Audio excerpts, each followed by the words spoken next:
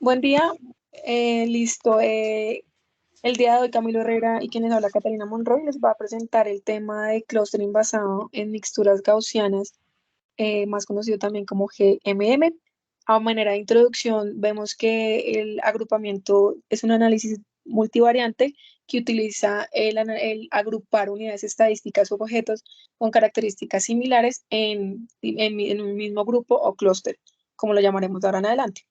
A diferencia de los métodos tradicionales, como es el tema de la clasificación y la regresión, pues este análisis lo que permite es una mejor interpretación de los patrones que tienen las diferentes unidades estadísticas y pues un mejor análisis al momento de interpretación de la base de datos. La ventaja del enfoque de los modelos basados en clusterización o agrupamiento es que comparado con métodos estándar como K-means, o sea,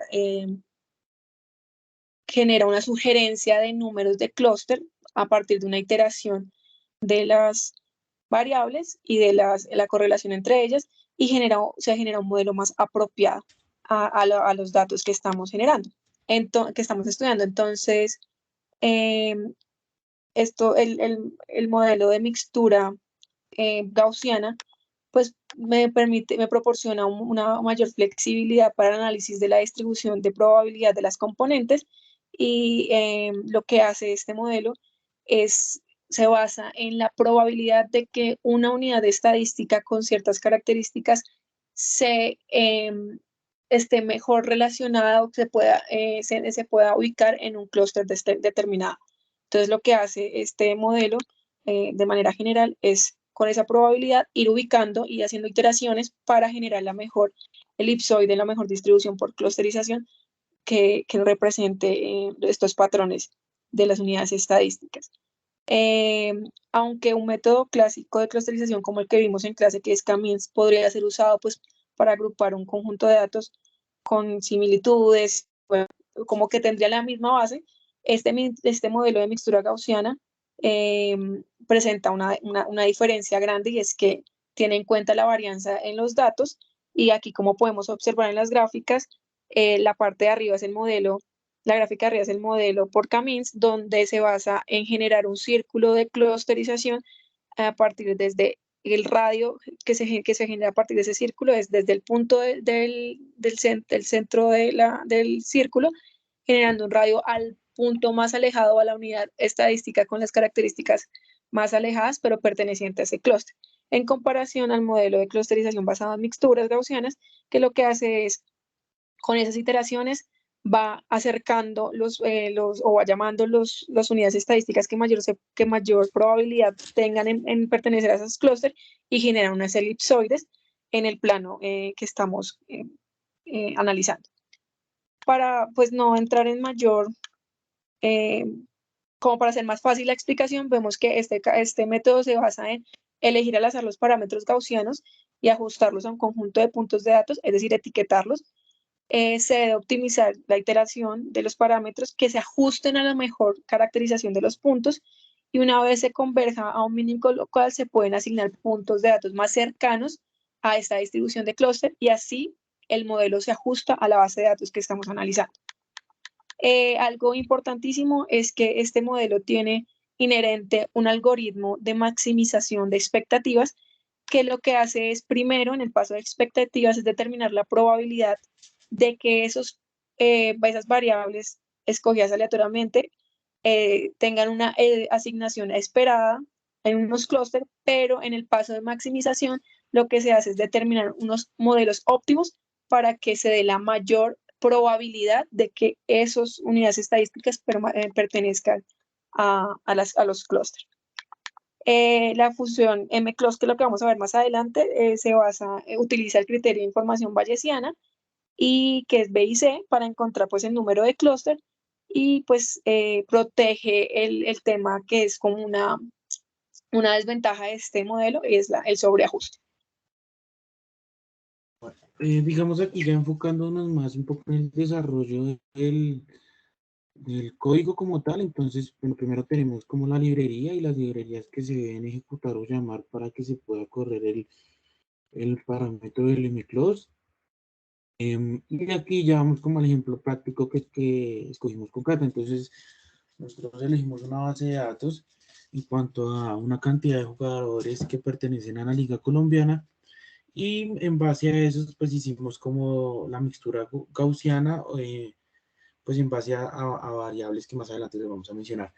Como manera de dar como información, lo que hicimos fue escoger 250 unidades estadísticas con 48 variables. Entre estas, pues encontraba el peso, la edad, la agilidad, los penaltis marcados, su potencial, la posición que tienen frente al balón, bueno, y otras ciertas características que determinan o caracterizan pues a los jugadores pues, que conseguimos en la base de datos, ¿sí? Digamos aquí, bueno, aquí lo que se hace en la parte inicial, como siempre lo vimos, pues es determinar o llamar la base de datos, asignarles pues a cada una de las variables y aquí ya tenemos como un resumen. Entonces así de manera relevante, pues tenemos que la edad o el ajuste de edades que tenemos en la base de datos, pues es correcta, digamos la media da entre 26 años. ¿Sí?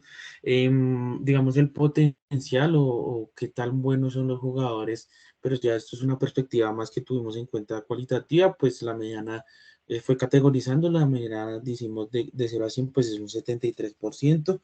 Tenemos aquí, digamos, como el peso, digamos, nosotros hicimos o más adelante tenemos en cuenta como la cantidad de pases asertivos, los penaltis y bueno, otra serie de cosas aquí, pues que así podrán ver rápidamente, pero por cuestiones de tiempo no enfatizamos mucho. Aquí, digamos, aquí ya nos enfocamos en las 7 variables que escogimos con Cata. Entonces tenemos el clúster, que fue como una caracterización cualitativa que hicimos nosotros de en cuanto a buenos o malos, ¿sí? De 0 a 4. El potencial de cada uno de los jugadores, los pases cortos que acierta, la definición, la posición, tiros largos, etcétera, ¿sí? Pues este es como el summary, pues, y aquí ya nos enfocamos en lo que es la función del mclose. Entonces el mclose, pues aquí lo que escogimos fue determinar inicialmente 6 clusters, pero eso más adelante pues se vio confirmado con la metodología BIC, donde nos dijo que pues lo más óptimo sí era determinar 6 clusters.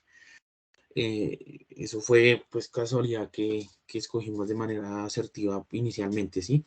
Digamos que este ya es el resumen del algoritmo, entonces dice que es una forma elipsoidal, como Cata lo menciona inicialmente, que es una orientación equilibrada, pues igual, y que se basa en 6 modelos o 6 componentes. Ya que tenemos como un resumen, este es el resumen del clustering de tabla, en donde dice pues que digamos en el caso del segundo clúster el 87% de todos los jugadores se, se adecua pues a ese clúster, ¿sí? Esto Perdón, pues corrijo, ya, el 87 jugadores de los 250 unidades estadísticas es el que se ajusta a ese exactamente, club. perdón, sí, o sea, la suma de estos da como todos los jugadores que estamos analizando. Digamos, voy a pasar un poquito muy rápidamente esto y esto lo hemos como resumido o enfatizado en una gráfica que tenemos más adelante, que es donde se hace como un análisis bivariado de las variables, pues, valga la redundancia. Entonces aquí tenemos, digamos, en base a la clasificación, entonces, así rápidamente con Cata lo que pudimos analizar fue que en base a la posición y, digamos, los pases largos son muy asertivos o, digamos, en cuanto a la posición y la definición también, o sea, digamos, podemos afirmar que estos jugadores podrían decirse que son delanteros y que pues su posición pues realmente es adelante, así pues que su definición tiene que ser buena pues por su manera o sí, su sector estratégico pues en la cancha, ¿no?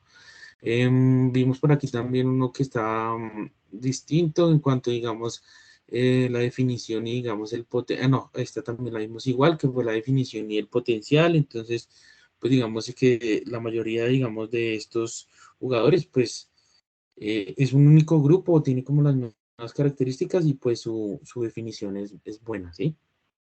Aquí ya vamos con la parte que decía Cata del B y C, en donde se determina como los números de clúster óptimos que se tienen y determinamos que el BE, que es un, Cata, ¿me ayudas? Es un Sí, volumen. no, nosotros determinamos acá, perdón, en el BIC, que vemos que cuando hay varias combinaciones en el tipo de, cómo puede ser la elipsoide que se va a dibujar. Entonces, esto depende del volumen, la forma y la orientación. En este caso, escogemos, como vemos que tienen todos 9 clústeres, es un máximo, y tienen una inflexión en la gráfica, pues muy parecida, escogemos la que tenga una inflexión rápida, un número de clústeres mínimo de esa inflexión y un BIC menor. Entonces, escoge el BBE, que significa que el volumen es variable del elipsoide, la forma es variable del elipsoide y todos los elipsoides van a tener, o sea, todos los elipsoides de los clústeres van a tener una orientación igual. Listo, gracias, Cata. Aquí, pues, esto ya es como una gráfica, pues, no dice mucho, pero, digamos, es como la manera o la parte enfática del modelo, ¿sí? Lo que tenemos aquí son las elipsoides y estos numeritos son las probabilidades que ese elipsoide se acerca al centro del clúster predeterminado. ¿Listo? Hay otra parte Sí, importante que este o sea, modelo lo que perdón, nos... perdón, a manera como rápida, es que esta gráfica no nos dice mucho en este análisis porque estamos tomando muchas variables. Entonces, se recomendaría hacer un análisis con esta gráfica con menos variables y lo que representa en sí es una distribución gaussiana normal donde nos da una probabilidad de que esas unidades estadísticas pertenezcan a diferentes clústeres. Digamos, otro punto positivo pues del modelo es que también nos da como una gráfica o para hacer un análisis, en este caso bivariado, de la incertidumbre, ¿sí? Entonces lo que tenemos es que, digamos, estos son los centros de los clústeres y cada punto, entre más pequeño sea, pues eso quiere decir que se acerca, y que entre más pequeño sea y que esté en el clúster, pues se acerca al centro o tiene una probabilidad mayor de que esté en ese clúster como tal, ¿sí?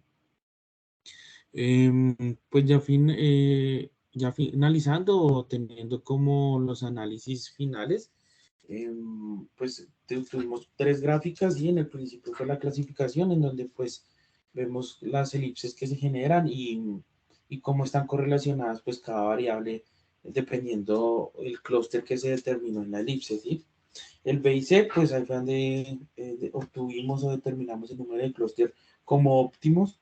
Em, y ya finalmente, como mencionábamos, pues tenemos dos gráficas más, que es la densidad, donde mencionamos pues lo que hace como las campanas de Gauss y mira la probabilidad que existe desde X punto hasta el centroide elegido por el modelo y el último que fue pues la incertidumbre que se tiene en cada uno de los clústeres.